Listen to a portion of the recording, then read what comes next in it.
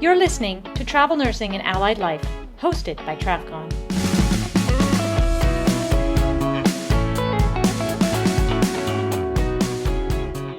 In this episode of the Traveler Minute, we'll be talking with a nurse who has recently transitioned from her staff job to being a traveler. We'll talk about some of the pros and cons that she's experienced, in addition to being a COVID survivor. We'll also touch on the challenges of being a traveler while raising young children and some ideas on how to stay fit through all the craziness of a busy life. My guest with me today is a traveler who started her medical career as an EMT, became a paramedic, and has now been a nurse for the last 12 years. She's a mother of two, an avid runner, and an actor. Thank you for joining us today, Anna Wilkinson. Hi, thank you for having me. It's a pleasure. You're quite a well-traveled person by now already, having only touched on the travel world for about a year. And now the focus of the Travel Minute is to share experiences of fellow travelers. And you have only recently become a traveler after being in a staff job for many years. Tell us what that was about and how it felt and how you managed to make the transition. Well, it all started in 2020. Unfortunately, we have this huge pandemic that broke out in New York, right? And to me, it was just a given because everybody goes there. It's like a capsule, right? Everybody is in the subway. That's their way of traveling. In California, our way of traveling is a car, really. That's all we do. But I can see why New York got hit so hard. And my husband and I already planned a trip with the boys to go on a Disney cruise. And it was a few of our friends. And just to clarify, you live in San Diego, right? I do. I live in San Diego. So I had everything planned till COVID hit, of course. Our cruise was canceled. I looked at my husband and we were watching the news and Governor Cuomo said, come on, we need help. We need nurses. I said, I'm going to go. And my husband's like, go be Anna. And I was like, really? Like, wait, you really want me to go? Because we didn't know anything about COVID, right? We were just kind of scared about what is COVID. And so honestly, I didn't know what COVID was until I actually hit New York or had that much impact it did on people, because in California, we still didn't get it hit. And so that's where I actually met all these wonderful traveling nurses. And I work for FEMA, and basically I was there for 7 weeks. I actually had to write to my work saying, is it okay if I stay out longer? Are you guys in need of nurses? And they weren't. They were actually sending people home because nobody was coming to the hospital because COVID was really ramped up. It was really low census at that point. Yeah. Super low. And they're like, no, just stay out there. How did you get on through FEMA? Did you apply directly through FEMA, or was there a straight website that you went to? No, so it's an organization called BCFS. So they basically are the umbrella to FEMA. So they have these staffing agencies under them, and they control where we go. Where in New York, what hospital, which ER or ICU is in need. And so that's how I was told by a friend to, hey, they're hiring. It's not that long. Maybe you should get on that boat. And I was like, okay. But it was calling repetitively and finally getting in. And then when I did, I was like, hello? Like, I didn't know if it was real. Like, is there someone on the other line? And so there was like, hey, we need you tomorrow. Can you be here by tomorrow? And it was just kind of like, wow. Well, if you give me a couple more days, but it didn't really sink in until I hit the airport and I started crying, because then I was like, oh my gosh, my kids were crying for me. They're like, what happened if you get COVID? And I said, just come back. I'll come back home, And so that's where I met the amazing nurses there. And that's how I kind of figured out what traveling nursing was, because a lot of the nurses that I met were all travelers.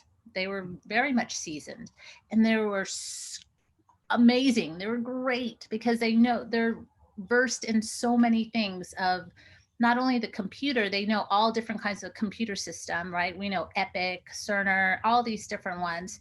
And then on top of that, they're also versed in, if you're in the ER, you know how to do compressions or CPR, where in some floors you don't need that, right? Mm-hmm. And EKGs and doing chest tubes and opening everything up. And as well as in the ICU, doing all these different medications. Was the ER that you were working in, was it as crazy as what we saw on TV where people were lined up down the halls and ambulances waiting? Oh yeah, that's the thing. Is even though COVID was still going on, traumas were still coming in. A lot of people say, oh, everything stopped. It didn't stop. There were still stabbings. There were still gunshots. There's still people that are getting burned, or it still kept coming in. In my hospital, we were just, there's times that I'm like, I'm exhausted. I'm sweating, and this is like our 8th trauma. And they, they're overdose, or they had too much meth or whatever their cocktail was. Just general life going on. Yep. Yeah. And I was thrown against the wall, and I was like, whoa, okay, let's go again. I run back. Yeah. Did you go right back to your staff job, or did you say, hey, this is something I want to do? No, I went right back like I was supposed to do. I was a good girl. I had to say thank you. They let me go. Right. And I love my job. I really do. And it was nice to feel that I got all that experience that I can, kind of show my peers that too. And also thank all my traveling nurses as well, because it is a hard job. And we didn't have time to go over Epic and, take a whole week to kind of get you in transition. No, we were just thrown in. It was your sink or swim. How did your next trip happen? I do medical missions, and I usually do 1 or 2 a year. And, with COVID, it was canceled. The first one, which I usually go to the Dominican Republic. And then the second one, the same organization does a Kenya. And I said, I'm going to Kenya. I'll be there for a month. I put in my request. It was ready, set in stone. And then probably a week before I was about to head out, they called me and said, we're not going. COVID is crazy over there. Right. And I said, oh, bummer. And then honestly, it's serendipity. It really is. The agency called me and said, hey, we need a nurse in the ER. Can you come to Texas? And I said, actually, I'm not available. I have the time off. Yeah, I wasn't planning to go back. So I went in November. So I had Thanksgiving at the hospital. I'm all, what did I do? Oh yeah. But I worked 6 days a week. I only had 1 day off. Right. And so it was, for me, it was nice to do Thanksgiving with a patient, which was my family, the staff. How did you know that you got COVID? How did you feel? Well, when I left Texas the first time, I got tested before I jumped on the plane, because I just wanted to make sure that I was COVID free, right? I didn't want to bring it on the plane, nor did I want to bring it to my family. So I tested negative. I felt confident. I didn't feel anything. And then I went back to work the next day. My full-time job. Okay. In San Diego. In San Diego. So I think I had 1 day to rest, and then went back to work on Monday. I already signed up to get the vaccine. And so I went to go get my vaccine. So before you get the vaccine, we always have to swab. We swab all the time. So they swabbed my nose, and then I got the vaccine. And then my husband's like, I'm going to take you out to dinner. And, and so I was like, sure. Dinner for us, which, all the restaurants are closed. We went to the beach, and we just had a little picnic, which is perfect. And I felt normal, had nothing, didn't feel anything. 5 days later, I get the results, and I was positive for COVID. And I was like, no, I don't believe it, because I felt fine. I said, oh, it's just kind of brush it off. And I felt like I was, I'm a runner. I feel like I'm in good shape. I'll do fine. And then B, I just don't know where I could have got it. It's just, you just don't know. And the next day I started having a fever. I had 102. Oh. I was drenched with my sheets were all wet. And my husband and I talked and said, well, let's both of us quarantine for 14 days, because if I have it, he has it, and the kids have it. So I had fevers. That was the nighttime for me was the worst. I couldn't breathe. And I can see why people get anxious when they don't breathe. And I became anxious because horrible feeling. Absolutely. Horrible. Can't get that big breath. Yeah. And even if I tried, the chest pain was out of control. I just wanted to grab my chest and throw it because it was completely painful. So I had that for about 2 weeks. It was just the chest pain. I couldn't get rid of the chest pain. And I was nervous because I felt still a pinpoint pain in the back of my shoulder. And most of my patients, when they have that, they have a PE, right? Pulmonary embolism. So that's all I was thinking. Okay, if I have a PE, what am I going to do? Okay, should I get as a healthcare professional, you're 5 steps ahead. You're like, you've already diagnosed, you're thinking about what kind of treatment you need to do. So yeah, you tend to go too far. I do. I absolutely do. And I'm checking my heart rate. Okay, 152 resting is probably not a good idea. It's all these things. I think it's our enemy that we know so much in the medical field, but it's also our favor as well. I didn't have a PE. Nor did I have pneumonia. I thought I had pneumonia because I couldn't get a big breath and I felt crackles. Anyways. And then what was hard for me is that when you have COVID, everybody's scared of you. Fear becomes a big factor. And it was nice to have my family call me every day, especially my brother, just to check up on me and everything. But my friends it was different. It was different to see that. I mean, I did get a couple phone calls, but just to come by and, close the curtains. And when you walk outside, even if you're after 14 days, they were scared. Fear is a huge factor. Absolutely. And it's lonely. And I can see why people go into, hurting themselves because they have no one at all. And I thought about myself as my patients who have COVID. They don't have anyone. We don't let anybody in, right? We're that fear of possibly giving it to everybody else. And so what we become is their friend, their advocate, their person. And I always made that a motto from when I went to New York, is that nobody dies alone, not my patients. And so I would hold their hand until they took the last breath. And yes, did I take that chance? Yes. But nobody should die alone, regardless on what their history is or anything. It was just sad to see that COVID patients didn't have anyone. It's so heartbreaking. It really is. How long did it take you to feel completely normal again with no symptoms? Or do you still have some symptoms? Oh, no, I still have symptoms. And it's been since December 2020. Now we're in end of April. I occasionally have chest pain. I am a runner, but I can't run. By now I'm running 15 miles and I'm good. No shortness of breath or anything. I'm running, 5 or 6 and it just takes me out. Yeah.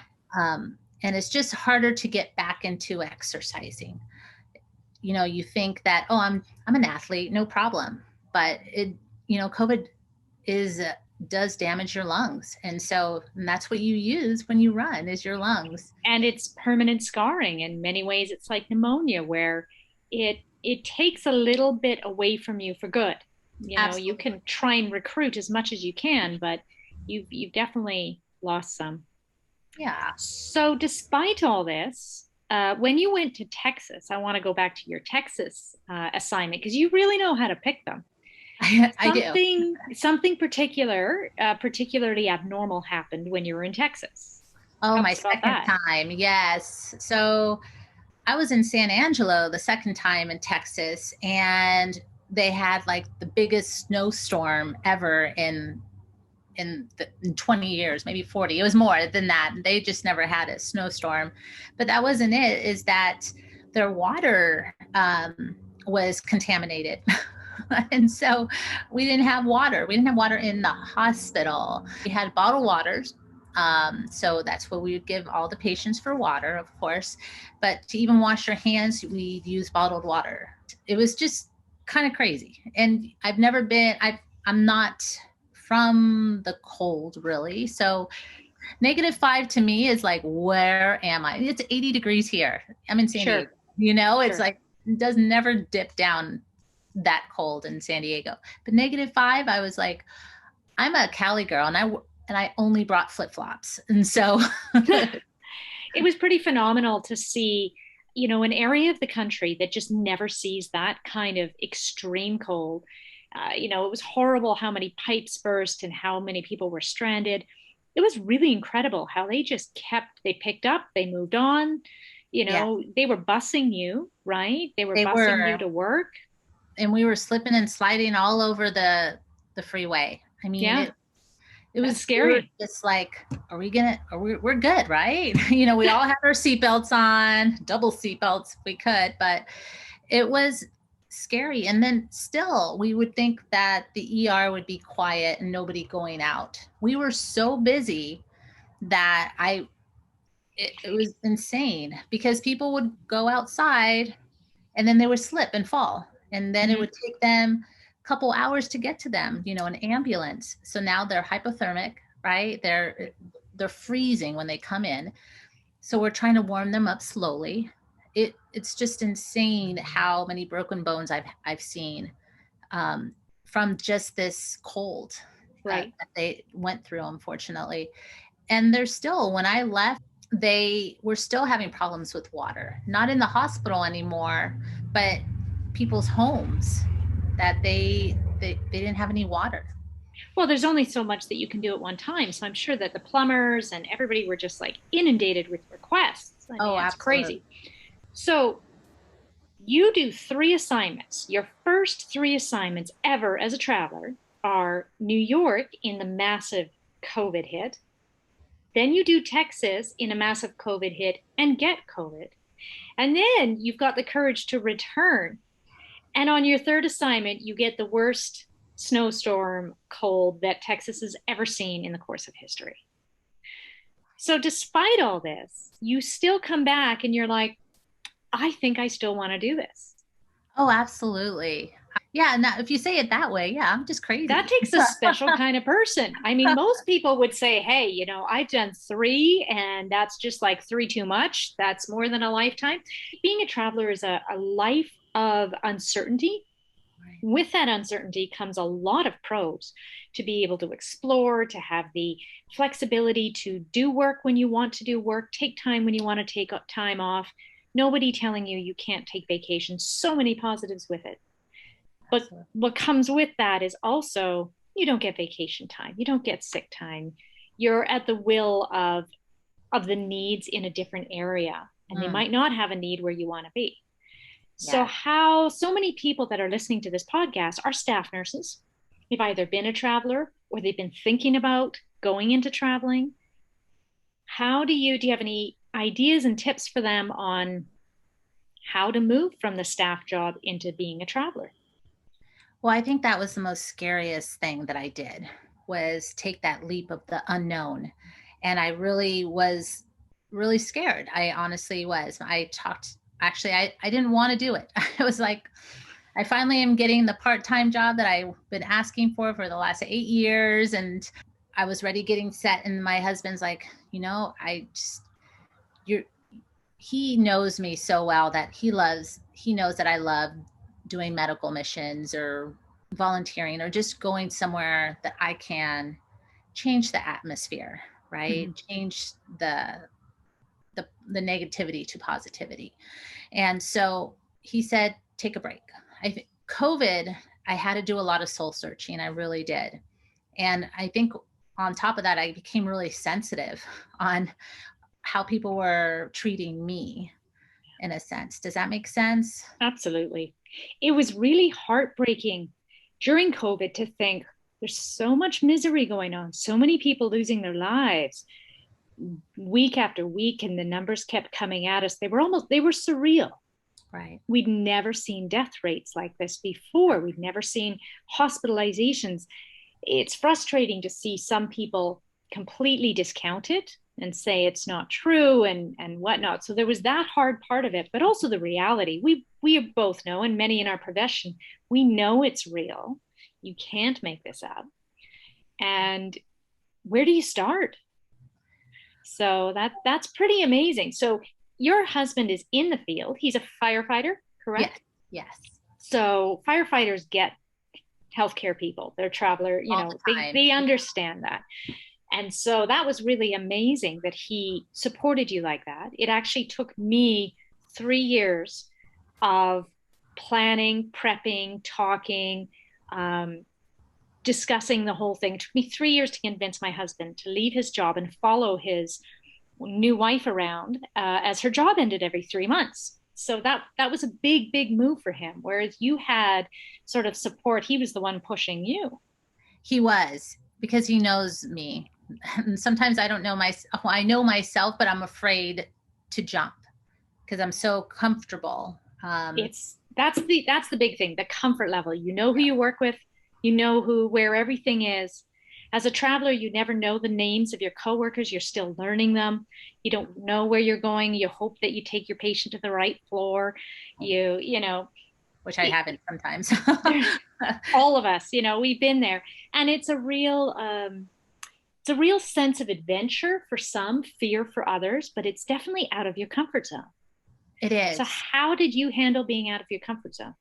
The thing is that I really had travelers who went with me, and that was something that we both connected. And I'm obviously not shy. I don't think I am, but the glasses might give it away.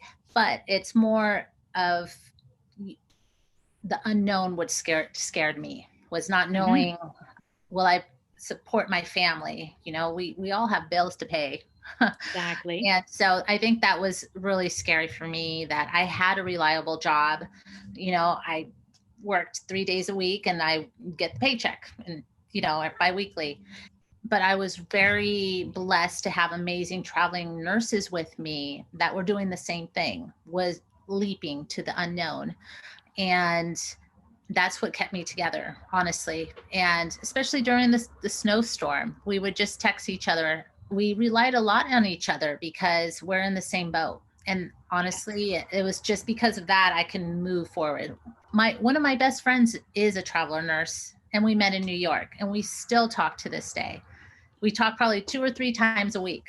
And because we had that connection in New York, that we were both travelers, and she actually left her job too, to the jump to traveling, and she loves it. She's traveled all around, and I'm jealous. I am, because it's nice, but it's also one of those things that you also take the grunt of, being a traveling nurse.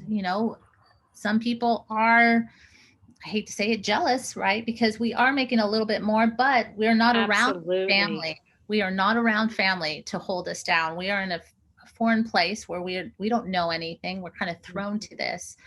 But there's sometimes we are treated poorly. Oh, just give it to Anna.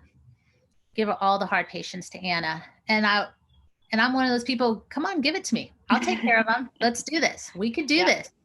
But I'm not talking to you afterwards. I'm like, And I always have to tell myself, you have to rise better. If they want to throw this at me, just know that my patients are going to be looked at. They're going to be treated well, and I will not forget them. And you can give me the hardest patients, but they'll end up writing me a good note, And I think it makes you stronger as a result, a stronger provider. You become more resilient emotionally.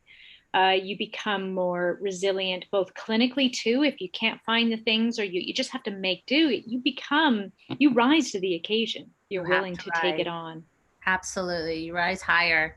And I think that's what sometimes we are treated like that. And I've never seen it in my hospital. They were, not, at least in my ER, they were never treated poorly. They were always respected and absolutely team. Yeah. But I've seen the other side of it. I really have. And I don't know if it's jealousy. I don't know if I would say it's more jealousy, because they wish they can be doing this, but at the end of the day, I'm also away from my family. I'm also not with my family. Mm-hmm. That is my core, is my heart, and I'm traveling around.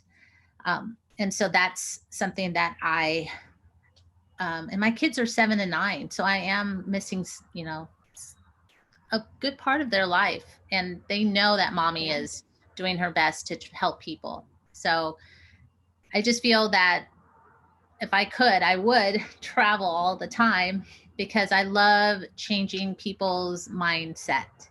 I love seeing, the moment they see, wow, that traveler she just kicks butt. Heck yeah, I do. Yes, I do. And that moment where they ask you to stay on, that's a real, a real nice affirming moment that you've done something right, that you contributed. And the good assignments are the majority. Absolutely. Absolutely. Yeah. And I completely agree that, if you're not doing anything, go help out. I usually do that. I'll restock all the IVs. I'll restock. Yeah. You do a benefit for them. Exactly. Let me restock, the socks or anything, my rooms. So I'm always active. They didn't see me doing nothing. And they see that you're working hard, that you're doing that. They're not going to say anything.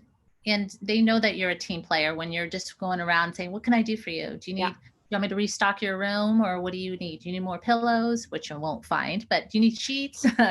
It goes a long way in how they come back to you and how they treat you. It really does go a long way.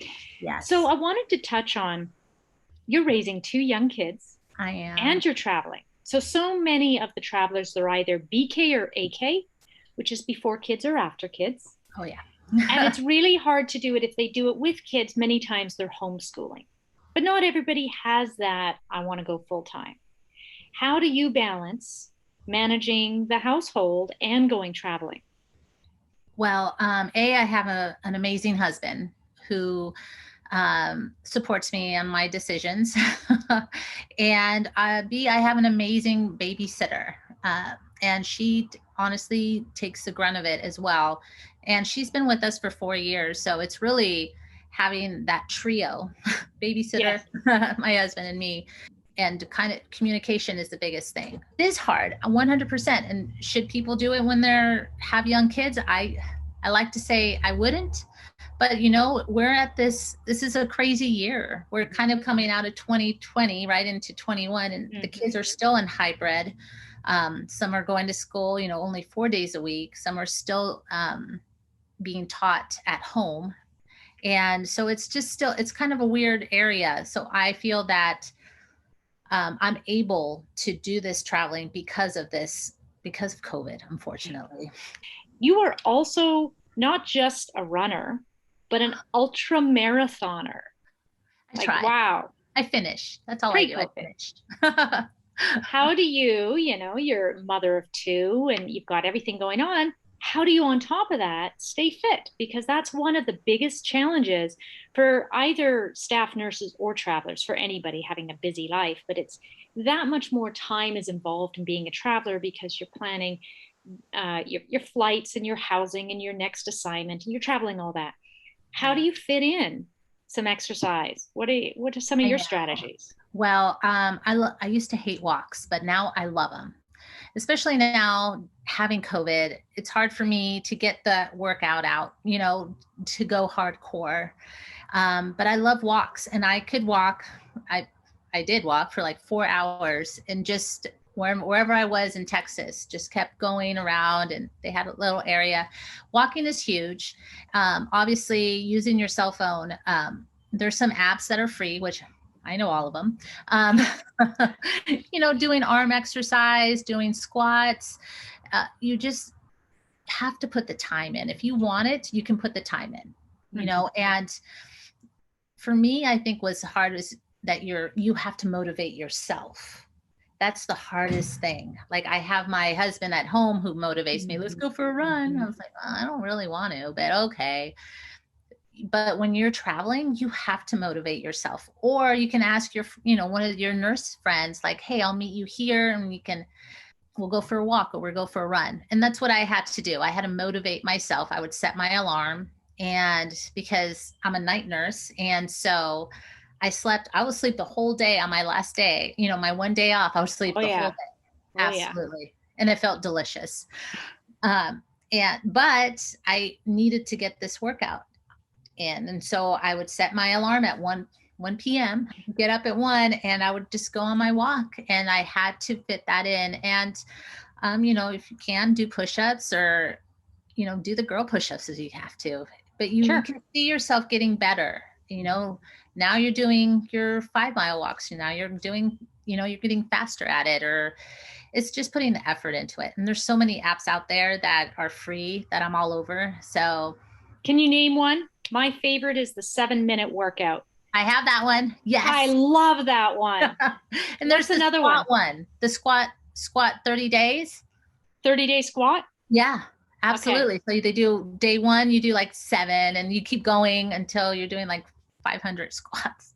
Fantastic. Your butt will be hard. And there's an arm one too. So there's so many things out there now that you can do, and they're free. Even Peloton, I'm not any sponsor on Peloton at all, but they were doing free like 3 months on the app as well. So there's things out there. I use their app actually. I think it's like $13 a month with tax 14. Yes. And you have unlimited. You can narrow it down. I want to do light, medium, or long. I want to do 5, 10, 15, 20 minutes. I want to do abs. I want to do whole body. It's really, really good app. I enjoyed it. I have the app as well. So I actually have the Peloton, but I didn't buy it. We didn't buy it. I got it on OfferUp. All of my stuff are secondhand. Mm-hmm. So instead of paying that huge amount. And a lot of people use it and then they realize it's not for them. They've not used it that much. So that's ideal. And that's how I got it, because my husband knew that I wanted one, and he's like, you're fine. You don't need one. And I was like, I know. But he found it on OfferUp, and for half the price, even 3/4 of the price, it was like I think it was $300. Nice. And it literally was brand new. You can take the screen thing off. It was just like brand new. I've never tried OfferUp. That's cool. Yeah. And he bought it for his wife, the Peloton, and then the wife said, "Oh, I see. You think now I'm fat and everything." And it was like a big ordeal. And he's telling us his story. And I was like, oh my God. That's funny. And he's like, I had to get out of the house. Most travelers can't get a Peloton because it's massive, it's heavy, it's not going anywhere. But the cool thing about the Peloton app is that it doesn't do just cycling. It does walking, running, yoga, everything you can choose without weights. Yes. Just mat work. So it's ideal, kind of whatever you have. If you have a gym in the hotel where you're staying or in the apartment where you have, that's great. But if you don't, they have a lot of other choices. Oh, I think it's wonderful. 100%. Because I don't have all these, weights and everything, but the Peloton can, you don't have to use weights. You can do other things. Totally. So, right. Anna, thank you so much. I'm going to wrap it up there. I want everyone to stay tuned. We are going to, on our next edition of the Traveler Minute, talk about medical missions. And Anna's actually done a lot of medical missions that we're going to talk about, what it's like, what's involved, how do you get into it. So stay tuned for that on our next episode. And then, Anna, thank you so much for joining us on this episode. Oh, thank you so much. Thanks for listening to Travel Nursing and Allied Life.